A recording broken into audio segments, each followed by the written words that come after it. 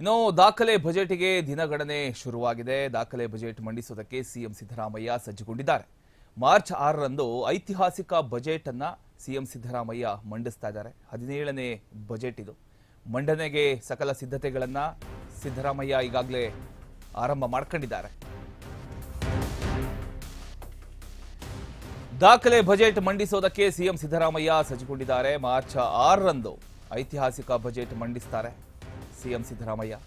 17ನೇ budget ಮಂಡನೆಗೆ ಸಕಲ ಸಿದ್ಧತೆಗಳನ್ನು ಈಗಾಗಲೇ ಸಿದ್ದರಾಮಯ್ಯ ಪ್ರಾರಂಭ ಮಾಡಿದ್ದಾರೆ. ಇಂದು ಸಿಎಂ ಸಿದ್ದರಾಮಯ್ಯ ಮ್ಯಾರಥಾನ್ ಮೀಟಿಂಗ್ ಕೂಡ ಇರುತ್ತೆ. ಬಜೆಟ್ ನಿಮಿತ್ತ ಹಲವು ಇಲಾಖೆಗಳ ಜೊತೆ ಸಿಎಂ ಸಭೆಯನ್ನು ನಡೆಸ್ತಾ ಇದ್ದಾರೆ. 10ಕ್ಕೂ ಹೆಚ್ಚು ಇಲಾಖೆಗಳ ಜೊತೆ ಬಜೆಟಿನ ಪೂರ್ವಭಾವಿ ಸಭೆ ನಡೆಯುತ್ತೆ.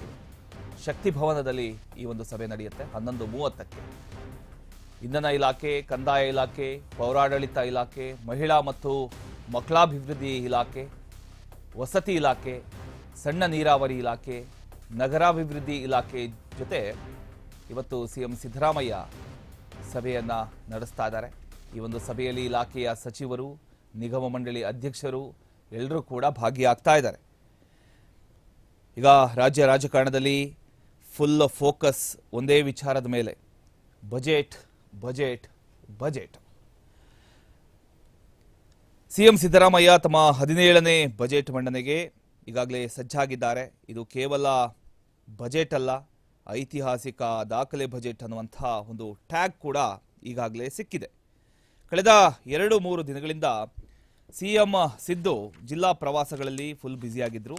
ಆದರೆ ಈಗ ಜಿಲ್ಲೆಗಳ ಸುತ್ತಾಟ ಮುಗಿಸ್ಕೊಂಡು ಮತ್ತೆ ನೇರವಾಗಿ ಬಜೆಟ್ ಮೋಡ್ಗೆ ಎಂಟ್ರಿ ಕೊಟ್ಟಿದ್ದಾರೆ. ಇಂದು ಸಿಎಂ ಸಿದ್ದರಾಮಯ್ಯಗೆ ಮ್ಯಾರಥಾನ್ ಮೀಟಿಂಗ್ ಡೇ. ಬೆಳಗ್ಗೆ 11:30ರಿಂದಲೇ ಸರಣಿ ಸಭೆಗಳು ಆರಂಭ ಆಗುತ್ತೆ. ಈ ಸಭೆಗಳು ನಡೆಯೋದು ರೇಸ್ಕೋರ್ಸ್ ರಸ್ತೆಯಲ್ಲಿರ್ತಕ್ಕಂತಹ ಶಕ್ತಿ ಭವನದಲ್ಲಿ. ಬಜೆಟ್ ಪೂರ್ವಭಾವಿ ಸಭೆಗಳೇ ಇವತ್ತಿನ ಹೈಲೈಟ್ ಅಂತ ಹೇಳ್ಬೋದು. ಇದು ಒಂದೆರಡು ಇಲಾಖೆ ಅಲ್ಲ, 10ಕ್ಕೂ ಹೆಚ್ಚು ಇಲಾಖೆಗಳ ಜೊತೆ ಸಿಎಂ ಸಿದ್ದರಾಮಯ್ಯ ಸಭೆಯನ್ನು ನಡೆಸ್ತಾ ಇದ್ದಾರೆ.